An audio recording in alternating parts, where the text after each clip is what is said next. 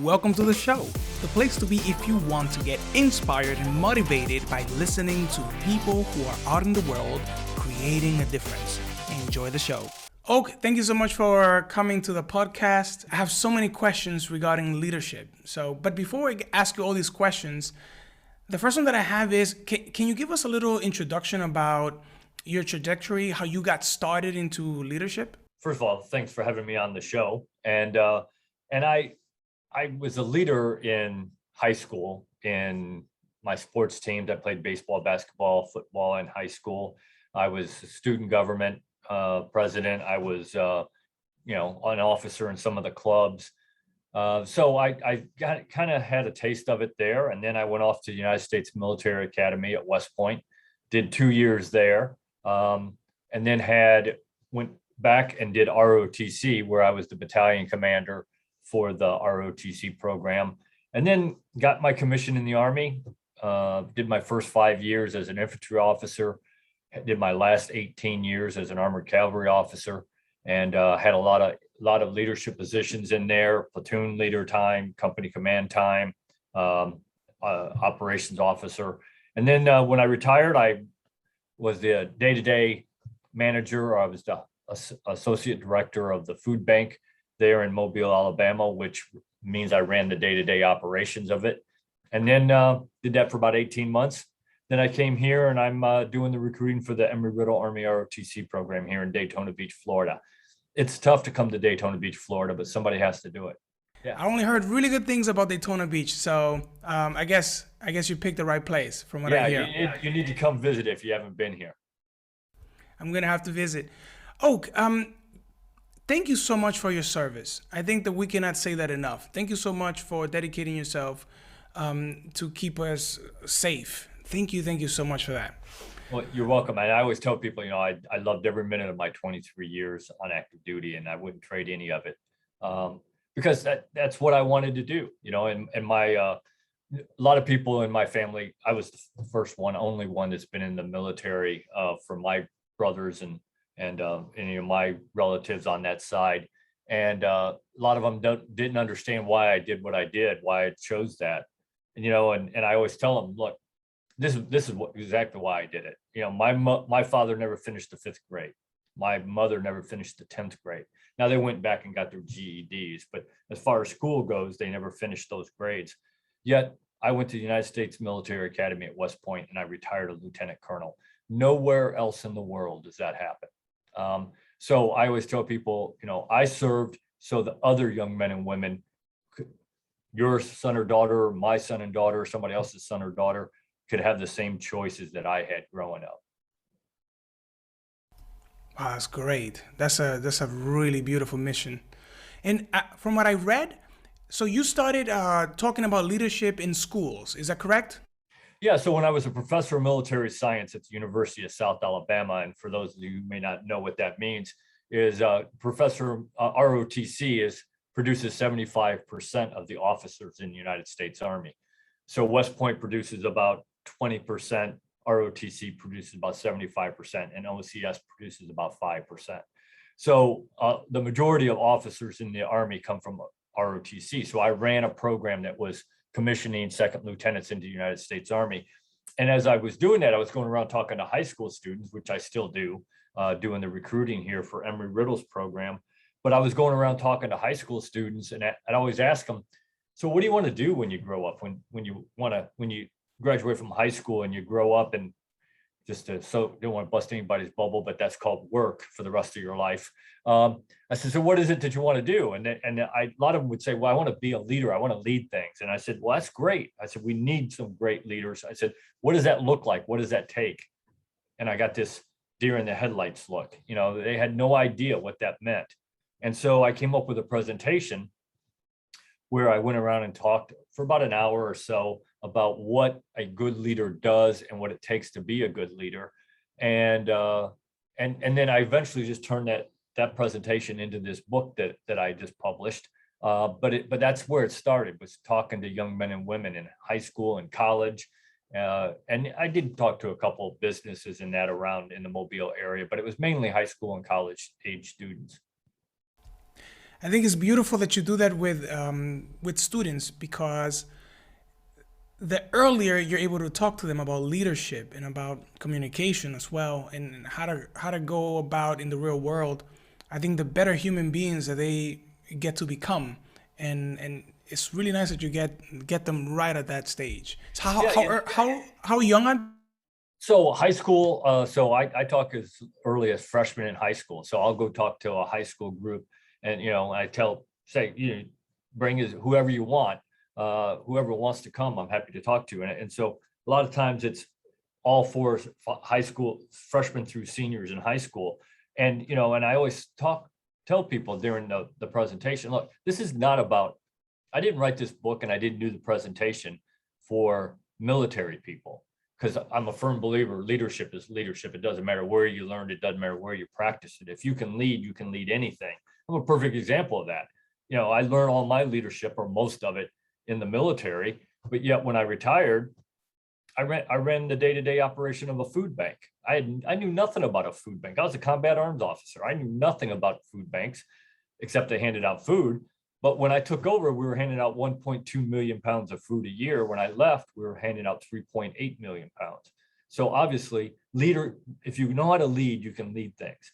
So I always tell people, look, this is not my book and my presentation is not about being a military leader. It's about being a leader. And I don't care what profession you are, there are things in there that you can take out of it. And not just to be a leader of organizations, but I always say, the first thing you got to learn how to lead is your own family. Be the head of your household. Then the next thing that you got to learn how to lead is whatever organization you're in. And then maybe it's the community, and then maybe it's bigger than that. And if you get lucky, maybe you're leading a country. Maybe you're a senator or vice president or president or whatever. So because somebody has to do all those things. And so leadership is leadership, and I really do emphasize that in both my presentation and in the book. Yeah, I see that, and I read a piece where you have a specific idea of leadership. You have your own version of leadership that you took from the Army, if I read that correctly. What is it for the people that haven't read the book yet? Yeah, so I always ask people. One of the first things I ask people is define leadership, and you're just amazed that some people can't even come up with a decent definition of leadership. I use the Army's definition, which I think if I didn't tell people it was the Army's definition, they'd never know. I mean, it as far as I'm concerned, it could be any Fortune 500 company's leadership definition. And it's to provide motivation and get things done. And we call it a mission, but you could call it a task. You could call it whatever you want. But in that, I always talk about you gotta lead by example. And the whole point, or for me, leadership is about selfless service. And I believe that. I don't believe that you can be a good leader if it isn't about selfless service and being a servant leader. And I emphasize that by saying that, one of my favorite things to talk about is that it's not about you, but it's all about you.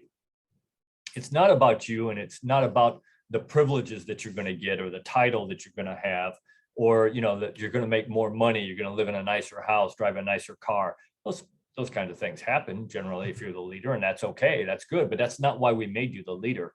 We made you the leader so that you could better serve the people who work for you, and the people that you work for, and the organization that you work for. That's why we made you a leader, not for all those other things. And it really does come down to that. If you're a servant leader, then you take care of the people and the organization that you have the privilege to lead, and that's why we made you the leader. Yes, wow, that's excellent. The question came up for those students that you talk to. How can they get started into becoming the leader that they are meant to be? Yeah, so I always tell them, look, every single great leader, name one. It doesn't matter who you think is a great leader. They all started right where you did. They didn't wake up one day and say, okay, I'm a great leader. It just doesn't work that way. leadership is a journey. It is not a destination. If you ever think that you're now the greatest leader in the world and nothing else you can learn, you're in trouble, because it doesn't work that way. So I always tell them, look, every great leader started right where you started. So a couple things. Number one, continue your learning education about leadership. Read everything you can read about leadership: biographies, articles, books, autobiographies. I always tell people autobiographies is really what you want to read. Read great leadership's autobiographies, because then not only do you find out what they did, you figure out why they did what they did. And that's huge. Now, are you ever going to be in that exact situation? No, but the thought processes of what you go through might be the same or similar in something that you're going to see. The other thing I always tell them is, look, never, ever, ever turn down a chance to be the leader. If you got a chance to lead something, lead, because the only way you're going to get better at it is to do it. Look, great leaders want to lead all the time. I want to be the leader all the time. Now, I know when I go home tonight and I walk into my door, I know that I am not the leader anymore. Okay, there's a reason I've been married for 34 years. I know where my place is in the house, and I'm not the leader. But that's okay. Tomorrow morning when I get ready to walk back out, I want to be the leader again. All great leaders want to lead. So you never turn down an opportunity to lead, and you never stop learning. You got to continue to read and study and do those things that are going to make you a better leader. That's well put together. Now, here's a question. What is leadership like in the Army? What is it like? Yeah, so I think you got a huge difference there, because you do have some people who are those authoritarian, you're going to do it because I told you to do it and I'm the boss. Those people are horrible. I'm just telling you, nobody wants to work for people like that. And generally they are micromanaging people. So, they tell everybody exactly how they're going to do something, which is, again, horrible. So you got that on one end, and then you got on the other end, you got people who I think are servant leaders and selfless service. And then you got people all the way in between. But, I had a boss who eventually retired, a 4-star general. So way smarter than I was, which is not hard, by the way, but way smarter than I was.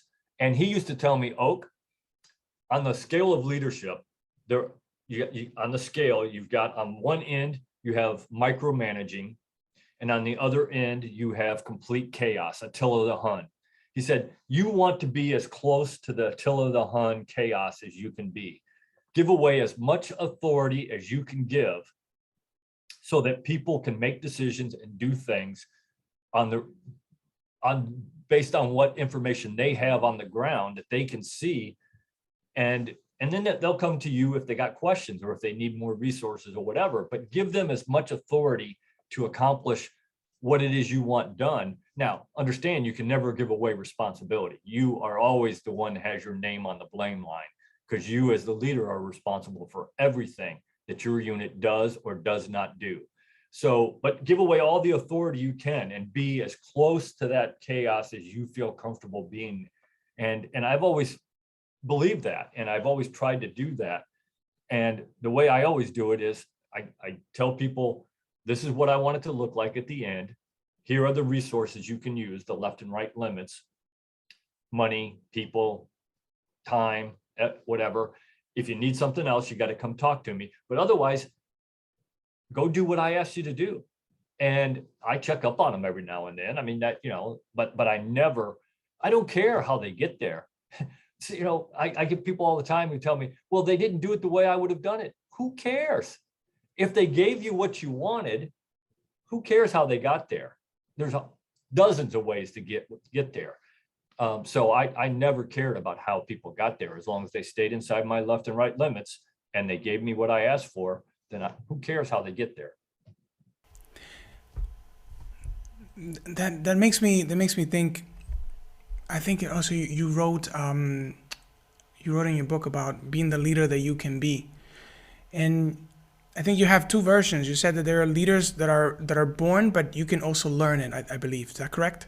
Yeah, I do think that. I think that people, I mean, leaders aren't born. People are born with some, maybe I think, with some leadership traits that help them along the way if they decide to develop it. I mean, they still got to develop it just like everybody else. You know, but you know, and I believe that because I see it. I mean, when you go out and watch young men and women play a sport, let's say, you know, 5, 6, 8-year-olds, there are people who, young men, there are those young kids who naturally are the leaders. So, you know, there's something there. They didn't learn it at 8 years old. It was in them that they, some trait that made them want to be the leader and be good at it. But I can just tell you, running the ROTC program at the University of South Alabama, I had a young man come in as a freshman. And I looked at him and I thought, that young man's never going to make it. Never going to make it. 4 years later, that young man was the battalion commander, and he's now a major in the United States Army. So somewhere along the line, he kept at it. He studied, he did the things that we asked him to do. He never turned down a chance to be the leader. And somewhere along the line, that light went off, you know, the light bulb went off in his head, and he figured it out. And he became and is a very good leader in the United States Army right now. So I do believe you can learn it. And so there is those two different types. Now, again, even somebody who I think is born with some leadership skills or traits, they still got to develop those skills along the way somewhat, how, if they want to be the leader that they were meant to be. Do you think that everybody should be a leader, or is not for everybody? And the reason why I ask you is because, as you're saying that, there are people who really want to become leaders, either for the right reasons or the wrong reasons because they don't know any better. Yeah. But there are also people, you can see this in organizations, where any chance that they get to lead, they push it away because they don't want to lead, they just want to be led. So the question is, even though they want to be led, should they still practice to become leaders? Like, what's your perspective on that? So I don't think everybody should be a leader, and I don't think everybody was meant to be a leader. And I don't think, and you're exactly right, there's some people who don't want to be a leader. And if you don't want to be a leader, then you shouldn't be one. Having said that, I don't think that, you know, there are still skills that you need as a leader, but you also need them as a manager. You need them as a follower, you know, communication. In the book and in the presentation, I talk a lot about communication and all forms of communication: verbal, nonverbal, written, listening, all kinds of different types of communication.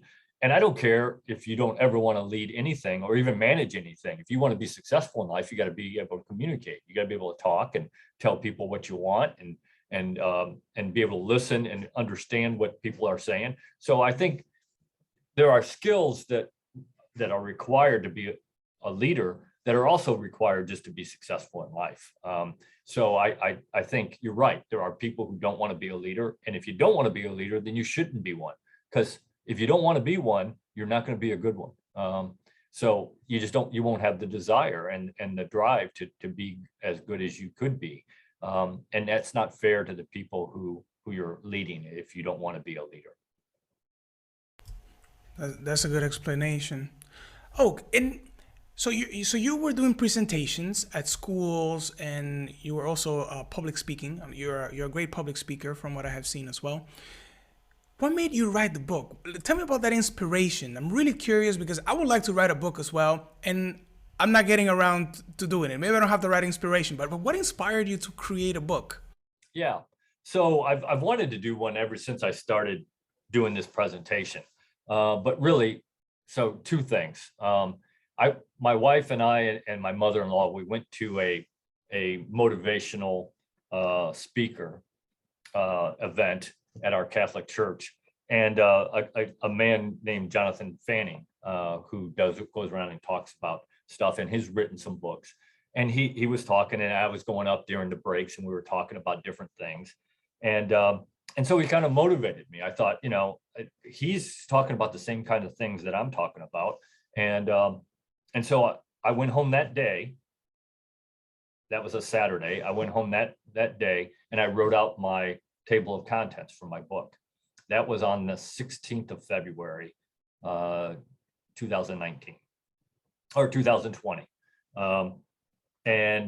And so I wrote out my table of contents and I started writing the book the next day, and I published it on the 12th of February, 2021. So not quite a year from the day I started writing it to the day that I published. Now, I didn't come up with a lot of it out of the thin air. I mean, it was my presentation, so I'd been talking about it for years. So it was just kind of easy for me to put stuff on there. And I added some things because, you know, in a book, you can add some things that you can't do in a 1-hour presentation.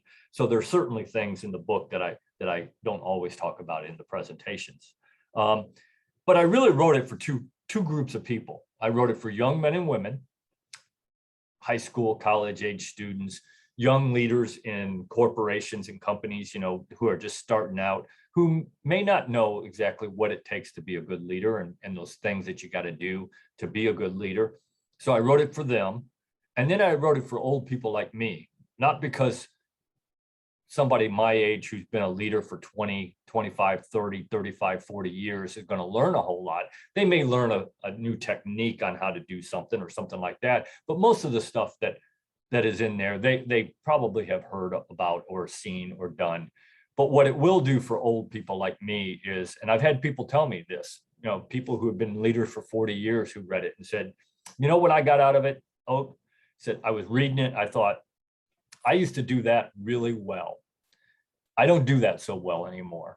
And maybe I need to dedicate some time and effort to get back to doing that as well as I should be able to be doing it.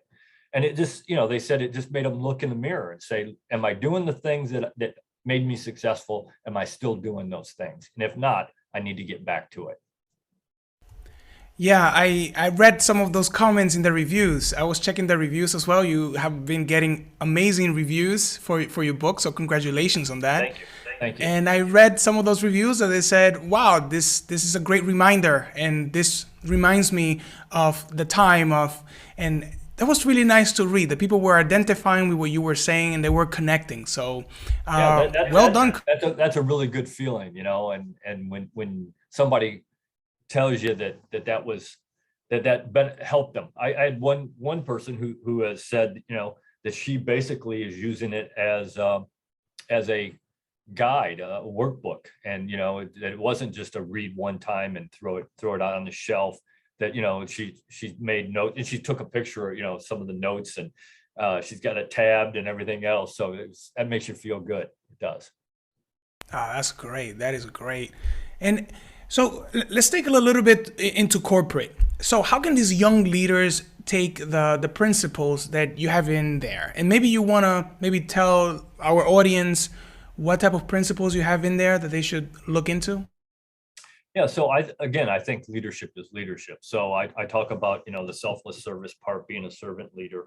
I talk about communications. I talk about building teams, and how important it is to build a team.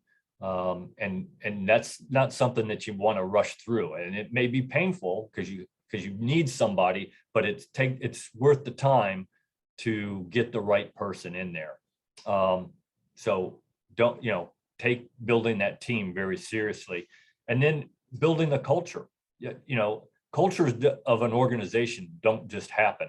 You have to nurture them. You have to teach them what the culture should be. You have to hold meetings and talk about it and get everybody on board and make them understand what it is that you're requiring. Because again, that doesn't just happen. And once you get it where you think you want it, it doesn't maintain there. You still got to keep having meetings and talk about it and keep re-emphasizing what it is that you need to do to keep that culture there. And then I also talk about how to run meetings so that people enjoy coming to your meetings and actually you get things done. I talk about continuing to learn. So there's all kinds of things in there. And again, none of it is specific only to the military. A lot of the examples I use are military because that's where I grew up and that's where I learned it all. But I do use some civilian some friends and some of my family members, my son and my daughter, who are in the civilian world as leaders. So I use their examples as well, and I use lots of examples that aren't purely military.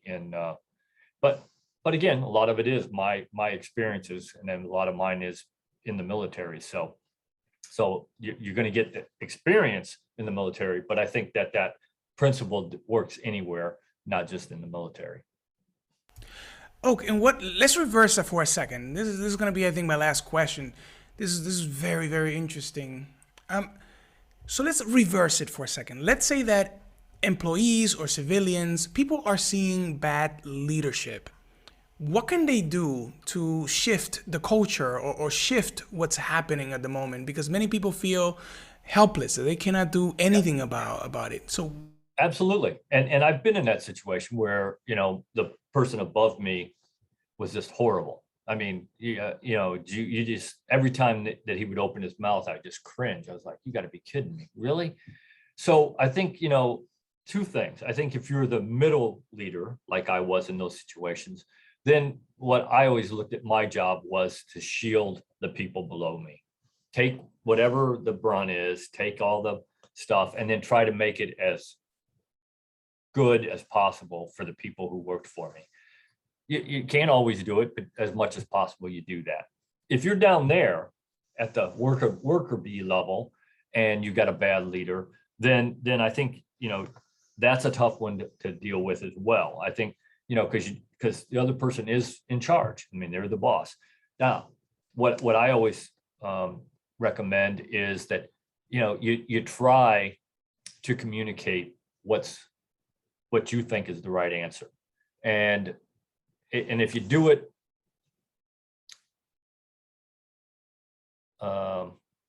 in a way that you're not threatening, then sometimes it will work. Some people you're just not going to get through to. I mean, they are that authoritarian, and they're going to do it their way, and they don't care who they hurt. They don't care if it's the right thing for the organization. As long as it's right for them, then they're going to do it. And that's a horrible, not even a leader, that's a dictator. So I think you've got to try, but at some point, if it isn't working, then you got to ride that one out and hope for the next leader is going to be better, because there's only so much you can do. That is right. That is right. You have to also take care of the rank, right? Depends on your rank. Also has a lot to do with it. Yep. So where can people find your book? Yeah, so I have a website. First of all, it's on Amazon, so you could type in Oakland McCulloch, Lieutenant Colonel Oakland McCulloch, or Your Leadership Legacy, and you'll find it. But I also have a website, and it's www.ltcoak, McCulloch, MCCULLOCH. And on there's a link that you can go to that will take you to the Amazon website. You can buy the book. There's also a site where you can subscribe to the website, and people who subscribe get the first. I'll put out a blog, and I put it out on all my social media, but first I'll put it out to the subscribers. So they'll get it a week or two before it goes out on all my other social media. And then you can also, if you want me to come speak about either leadership, or I've got about 9 subjects there on my website that are ready-made presentations that I can do, everything from leadership to history to how to be successful. Some personal things like my first Gulf War experience, Kosovo peacekeeping experience. So there's all kinds of things on the website. And then I have social media I'm on LinkedIn, I'm on Instagram, I'm on Facebook, both professional and personal. And then I am on Twitter, although I don't understand Twitter. If you can figure that one out for me, let me know. Me either. I have no idea what that is. Got it. Great. Oak, it has been a tremendous pleasure talking to you and learning from you. So I want to thank you for taking your time to do this. We're going to be in contact. We'll definitely have to do this again and talk more about this. So I want to wish you a beautiful time, and thank you so much. Yeah, absolutely. Thank you for having me. And I would love to come back anytime that you want me to.